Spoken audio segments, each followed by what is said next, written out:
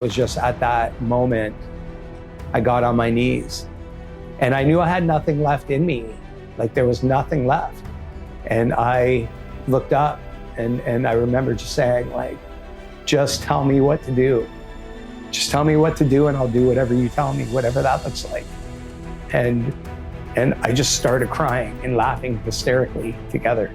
And I was on my knees and he showed me himself. And the only thing I can equate it to is honey. And it just felt like the honey in my heart wrapped right around me. And I knew at that moment that I could never do a drug or drink again. So I'm Chad VALYEAR. I was born here in Oshawa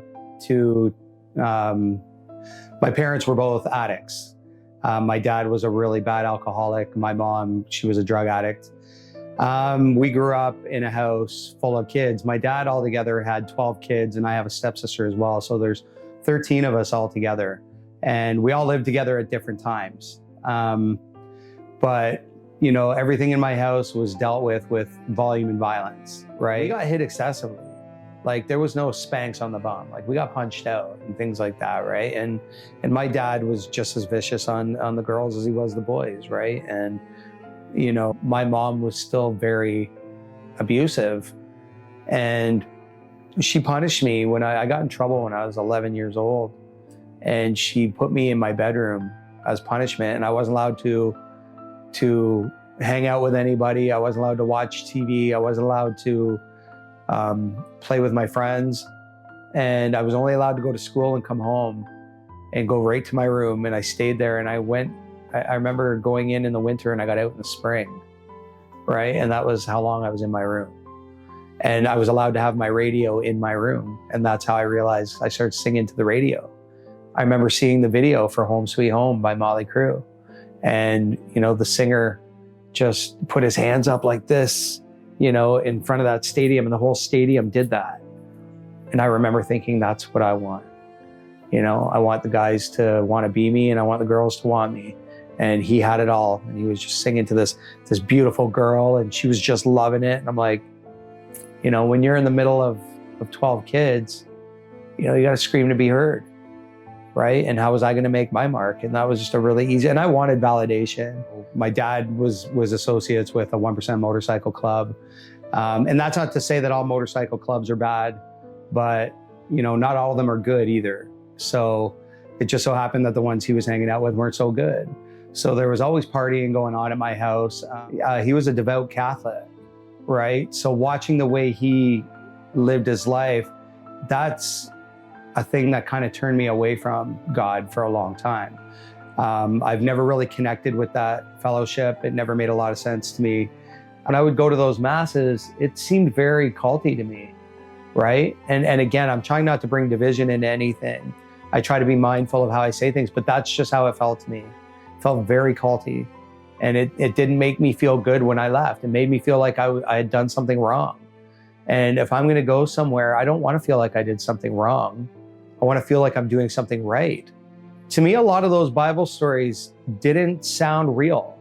Like it was no different to me than, say, the Cat in the Hat, right? It's some miracle baby that was moonwalking on the water and you know what I mean? Like to me, it just sounded like a lot of storytelling.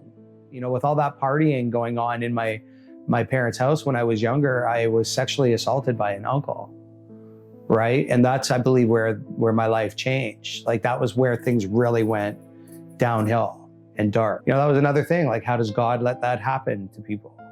And if God can forgive me, if Jesus can forgive me for all the horrible things I've done in my life, I have to be able to at least turn a cheek on this, you know? And that's not easy. I remember waking up and my mom's face was beat up really bad. And she said, you know, we got to get out of here. And my dad was passed out because my dad was always drinking, right? And she took us away and we were gone for a few days until I guess she could clear the air, you know, and get him out of the apartment that we were living in. And we came back. But I mean, as far as, you know, God being intertwined in my life, it really wasn't. My dad was Catholic, but my mom claimed to be an atheist.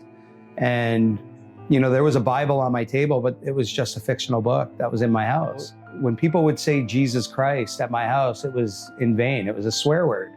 So I can remember waking up and, the Sunday morning evangelists would be on TV before the cartoons would come on. And I remember them talking about Jesus Christ.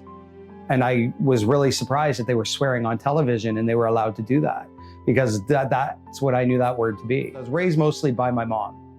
And I lived with her till I was 15, and then I left because it was just, I couldn't take it anymore. Like the life that was being led in that house and the things that were going on, and I just couldn't do it anymore. And I don't begrudge her today for it, because she's not the same person she was then either. But the life I lived in that house it didn't work anymore, and I had to go. And when I moved in with my dad, him and his wife had started another family.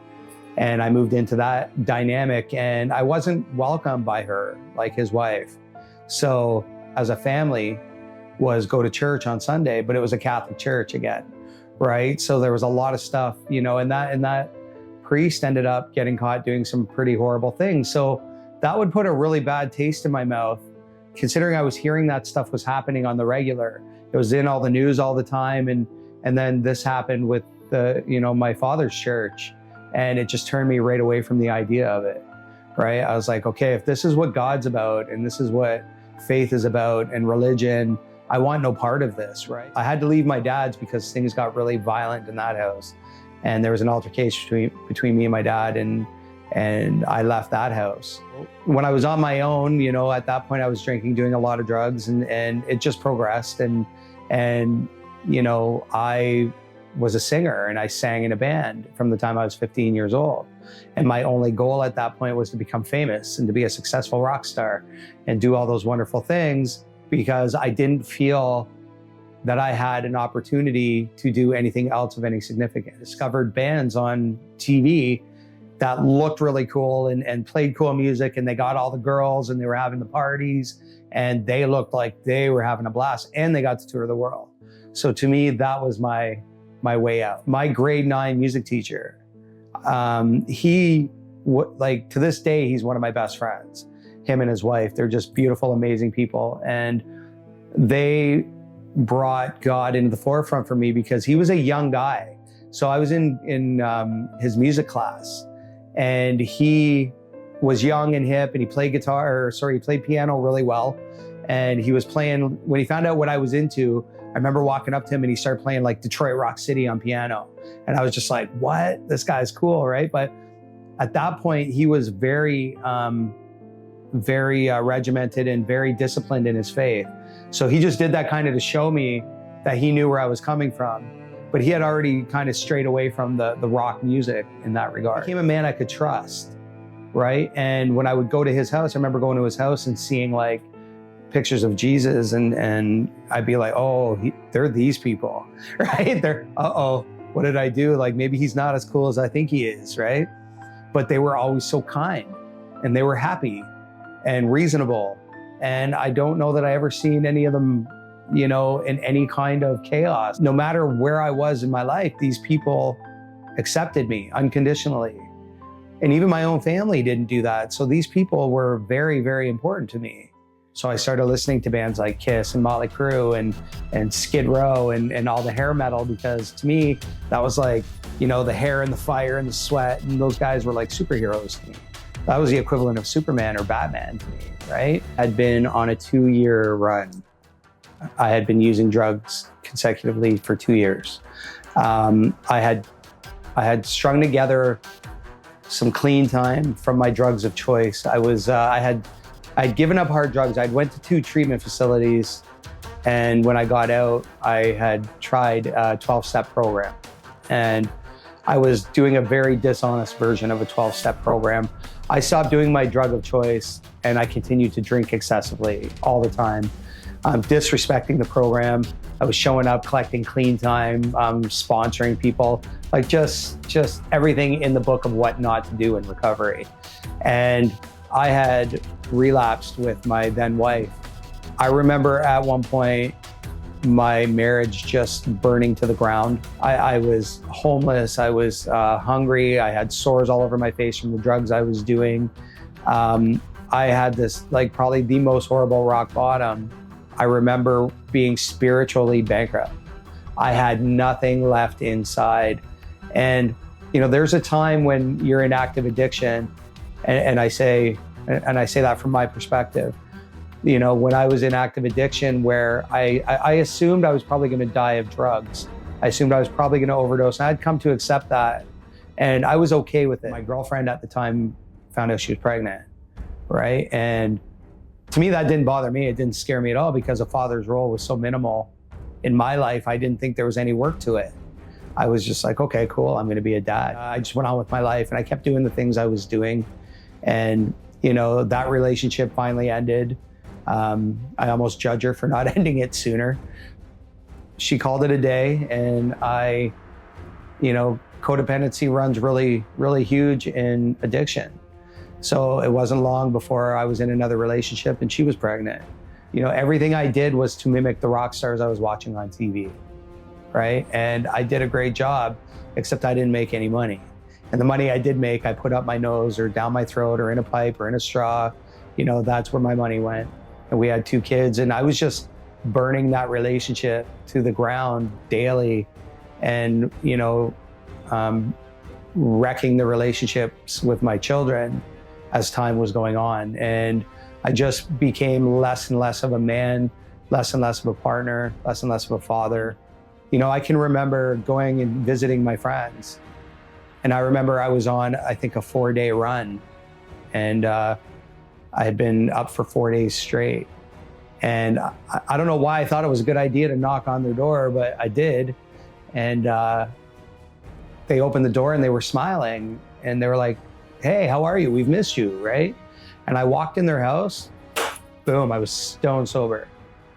Like I hadn't taken a drink, done a drug, stone cold sober. To this day, now I understand that was the Holy Spirit. That was like, okay, that doesn't work in here, And I'll never forget that moment, because nothing like that had ever happened to me before, right? And I chalked it up as my imagination. When you don't want to see something, you're not going to. I remember that person saying to me, like my friend who introduced me to God back then, she said, whether you see it or not, there's a war for your soul. She goes, we can see it. And she said, because you'll be a powerful ally on whatever team you're on, but we want you on this team, right? And I remember breaking down crying, because I knew she was telling the truth, but I couldn't fathom it. I couldn't put it together, because the spiritual world to me was so non-existent. Like, even when I thought God was poking his head in and out, like to me, I always chalked it up as like coincidence or something, my imagination, and so it just always, that spiritual realm to me just didn't, if you don't see something, it's hard to believe, right? But I also didn't have to see love to know it existed. But I believed in that. I don't see wind either, but I see what it does. I always ended up surrounded by Christians. I would always end up in some bizarre conversation with a believer. And they would always find me at a time when I wanted to have the conversation and allow me to ask the questions. Like, how bizarre is it that I could be at my lowest moment walking down the street, and then just some random guy I end up in a conversation with for an hour talking about Jesus Christ, right? And that wasn't uncommon. And I often say, in jest, but I don't believe it's in jest anymore, that I always felt like I was being hunted down by Christians, right? They always seemed to find me no matter where I was. And it would be the weirdest place. Like, I can remember even being on drug runs with people and ending up finding out that the person that I had met at the bar that I ended up partying with for 3 days was also God-fearing. And yeah, they might have been drug-fueled conversations, but nonetheless, they were being had. And what are the chances, I would find that conversation in a room like that? At times it would make me uncomfortable, because I didn't want to have some of those conversations, because then it forced me to look into myself. And I was like, I'm letting him down, But then as, my faith got stronger, it was like the decisions became easier and easier too. Or once you admit there's a problem, then change has to happen. And I wasn't ready for change, right? Wasn't ready to embrace God and the things that were going to come with God. I didn't want to, because that meant discipline. that meant I might have to do those things, and I might, I'm going to be boring, and, all those things that you worry about, and I just very much didn't want to be that. And the only people that looked like they were having fun to me were the people that introduced me to God. And they were just always happy. And I wish I'd have known more people like that. Like, it seems like everybody I know that believes in God the way we do are like that. But not when I was first coming into it as a young man. Like, seemed like everybody was just serious all the time. So it's like, nope, I'm good. I'm going to be over here being a degenerate. And I was acting like a degenerate for a lot of years. I know how dark this might sound, but people say suicide is a cowardly act. I strongly disagree, because I think it takes a lot to be able to follow through with something like that. It is a very selfish act, but I think it's far from cowardly, because I've tried it and I've not succeeded. I no longer felt I might overdose. I was just going to kill myself. And there was a plan and there was an idea, and I was just going to do drugs until I died. And if they didn't kill me, I was going to do it myself. Right. And I just had nothing left in me. And I woke up May 31st, 2021, and I'll never forget it, because I had slept so little. Like, me and my wife had been up all night using. My daughter had slept over and she had gone to sleep, and we were using while she was in the house. And I know that sounds horrible, but when you're in active addiction, we usually don't care who's around as long as we're getting what we want and need, right? And we went to sleep briefly, and I woke up and I wasn't strung out. I wasn't hungover. I just felt a little bit tired. And that was really rare, because usually when I wake up and I don't have drugs, I'm miserable and I hate my life, right? And now I got to spend time with my daughter. And as much as I love my daughter, when I'm hungover or strung out, that's not fun for me, and that's hard to admit. I don't feel good about saying that, but it's true.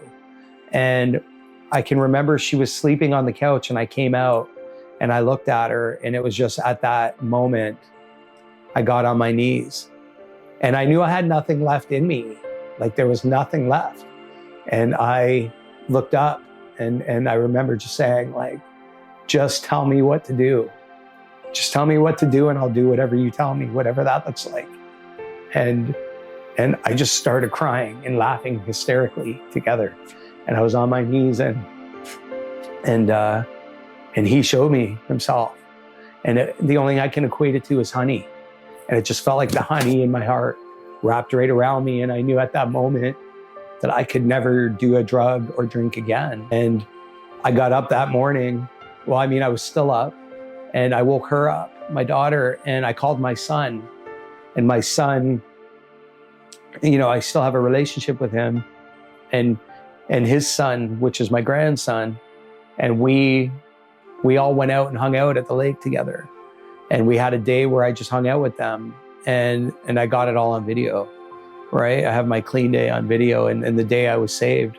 And I just remember thinking, like, it's going to be so different from here. And I knew at that moment that it was undeniable because of the way I felt, and not being hungover and not being sick. And nobody comes off a 2-year run without feeling anything, and I just, I'll never forget that moment, because it was just so profound to me. And that was the beginning of everything. And nothing was the same for me after that. Jesus died on the cross to give me a fresh start, to absolve me from my sins, to allow me to be born again, to bathe in his blood, to allow me to love me, erase the debt, and how, what a gentleman he is, when you think about it. Like, I often think about, if I died for somebody, I would kind of feel owed. I feel like you kind of owe me. He doesn't kick in your door. He waits to be invited. Still, after he did that for us. What a gentleman, and he doesn't want anything from you except to love him and say thank you. I don't want to live in God's will sometimes. because it's hard. And I don't want to do those things that he wants me to do sometimes. Like, I don't want to give my baby mother money. I don't. I want to keep my money. But, you know, I don't want to give tithings. You know, I've seen him provide afterwards. I don't want to forgive my enemies. I want to seek dark, hard revenge on my enemies. I don't want to look inside myself and see the ugly that was there. But I have to, because if I don't, you know, there's no room to grow, to change, and there's no room for him.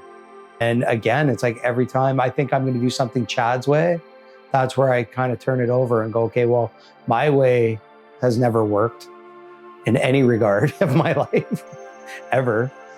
So I'm going to do it his way. And that's just how I'm going to do it. And like I said, I don't like it. Not always, but I love the results. You know, my life is very fruitful today. I wouldn't trade any part of my life today. And this heart was pretty callous for a long time, you know, and I'm able to see my role in resentments today. You know, I think that's a really great gift. Be careful what you ask me, because I can't lie anymore. Because for me, it's a process. If I start telling little white lies, I'll tell bigger lies. And then I'll think I can probably go back to some old behaviors, and then I'll maybe start drinking. And the next thing you know, I've got a syringe hanging out of my neck. And that's not the life I want to live today. You know, there's healthy fears. And I believe, and I always use this analogy, it's like, so if there was a pit bull on the end of a chain and it was right here, I know that might not be able to get me, but that doesn't mean I'm not going to be a little concerned, right? So I don't know that that's necessarily true. Now I know that, you know, I can't let fear run me. You know, it's really insane to me how fast I went from hoping that that book was true to believing every miracle in it, right? And the things that really sold me after I was saved, and the more I read and the more I dove into scripture, is, you know, how those men died after. All these men, and Jesus is the most documented man in history. Even his enemies documented him, you know? And there's people who will deny his existence, and that is insane to me, you know? And when I think about these men, you know, who all they had to do was say they didn't believe in him. They didn't have to really believe it. They just had to say it. And they refused, and they all died horrible, horrendous deaths. And they were willing to do that because they knew what was on the other side. That is what hit different with me when I started realizing that, like, these guys were real. They were real human beings, you know? These books were written, you know, by real people. It wasn't just that book sitting on my coffee table anymore. I've had people prophesy over me. That was really profound. That was like insane to me, because it, you know, it was addressed something that I hadn't shared with anybody, you know, and it happened right at Viva Church. And I watched Frank prophesy over me and share something with me that I hadn't shared with anybody. I remember him turning around and addressing me, and the church was packed. And I remember just breaking down, because I knew, because I hadn't shared that with anybody. And when he was speaking to me, and it was a question that I had about my integrity, because I had to quit a job due to some really unsavory practices going on at this place. And it was a really horrible place, under the guise of Christ, which is even worse in my books, right? And there's nothing Christ-like going on at that place. And when I had quit, I really had to question how much of it had to do with ego and how much of it had to do with integrity. And the minute Frank turned around, and he was just like, this is not about ego, it's about integrity. I quit that job very abruptly, because Jesus told me, you can't be part of that anymore. You can't be attached to that. It's not what they're saying it is. And they're showing you that. And they were showing me that. I was seeing exactly what that place was. From there, you know, I just moved on to better things. And every time he tells me to do something and I do it, you know, the next greatest thing happens every time. You know, you can't tell me, you know, that I'm making this up, because I'm living it, right? It's insane. You know, knowing now to get to God, I got to go through Jesus, and that's fine by me. You know, now I get it, right? But it took me a minute to find the church, because to me, the church represented all the things that I was not happy about and the things that made me sick as a human being. I, generalized all churches, and that's so not fair. But when I've only seen the ugly side of church, that wasn't something I was wanting to be a part of. But what's even funnier about that is I had known Pastor Frank. Frank used to come into where I used to work at the car detailing place. And he would get his car done about once a week, and he was coming for a couple of years. And I never knew what he did. And we used to talk every time. We would just, shoot the breeze, just regular stuff, and we would talk and we would laugh. And I thought, this guy's really cool, man. I like this guy. And when he would bring his car, I would always be very excited to see him. And I came to a prayer night with a friend of mine. And Frank was up on stage in the Word. And all of a sudden it just hit me. Boom. That's that guy. That's that guy. What the heck's going on here? And he walked up and he gave me a big hug. He's like, hey, mighty man, right? And he was like, he knew it was me and I knew it. And I was just like, and it just hit me. I was like, I do this guy's car every week, And I didn't realize that he had come into my Galilee, right? And he brought the Word with him. And he was, that's another one of those times where God was working and I had no idea. He was working on me, because I've always had such a tainted view of an organization, right? And I don't have that view anymore because I know the difference, But that being said, if I don't trust where the Word is coming from, if I leave a service and somebody has made me feel like they're trying to sell me a car, that I have no value in that. There's none, right? Whereas, the minute I walked into Viva, there was a pulse, there was a heart, and all I have to do is be there to learn. How has Jesus changed me? Well, I think I'll definitely give you examples, but I think that's a question for other people, because, they're the ones who see it. I'm so engulfed in it that, the only time I notice it is when people tell me a story of the past and I acted a certain way or I did a certain thing. But he softened me. He softened my heart. And that's not easy either, because I think people in my life believe that this is just some kind of phase, right? I don't think they understand how tight I walk with the Lord. I don't think they really understand that. And so they'll try me, right? And they expect a reaction from me, or a certain type of reaction. Now, as much as I love God, I can break character, right? He's not making me perfect. There's only one perfect being, and again, even with empathy for my abuser, just the way I do everything. Like, if you'd have told me 5 years ago, that I'd be working with troubled youth for a career, making music, on a level that, like, worldwide, that I'm a person that people come to be a voice of reason. Back in the day, if you're coming to me expecting me to be a voice of reason, we were both in a lot of trouble. Watching people gravitate towards wanting to have the conversation about God with me, and knowing that I'm not gonna run around beating people in the head with the Bible, just knowing that I may have something valuable to bring.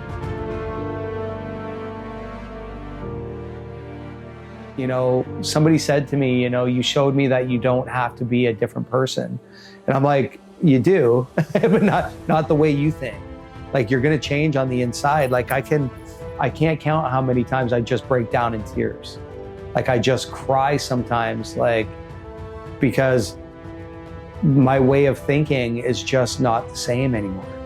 And not just in one way, in so many ways. Like, I can remember, and I'll share this, is it's like, so in active use, in active addiction, I wasn't much of a father. I didn't provide. I tried throughout time. There was times when I would work for a bit and try, and I really tried to domesticate myself, and I wasn't really good at it. And I didn't provide for my children when I separated from my partners, right?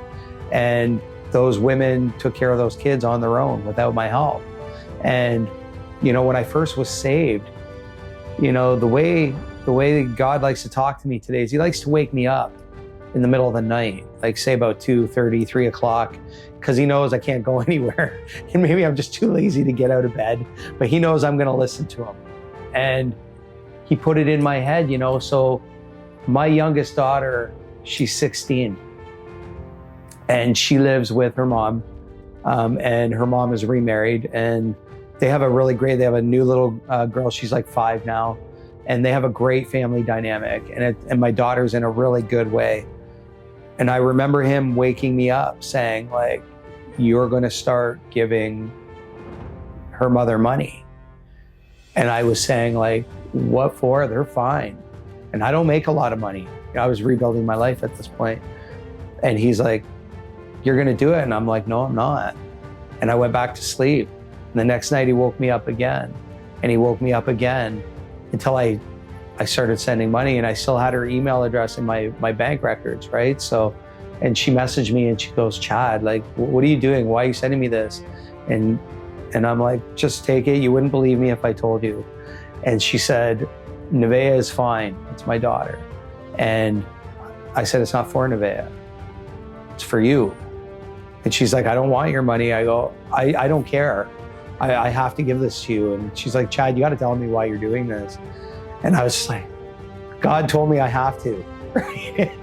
And the next day I got up, and the guilt, because I was being disobedient, you know, the guilt of the greed in my mind and my body, and something as simple as they're fine. They don't need anything from me. And it's like, that's not the point. It doesn't matter what I feel or think about a situation if he's telling me to do something, right? And I remember the guilt of just being greedy and getting on my knees and apologizing. And just like, that's something I never would have done, you know? And you can't write that stuff. Like, I'm on my knees crying in hysterics for being greedy, you know, for something that isn't even mine. That money was never mine, you know? Because of him, I have that. And I'm arguing with him about where to put it. The arrogance, you know, the arrogance. But he takes that from me. And if it kicks in, it doesn't stay long. He strips me of it really quick and humbles me really fast. And that was something I needed. You know, I'm a man that needs to be humbled from time to time.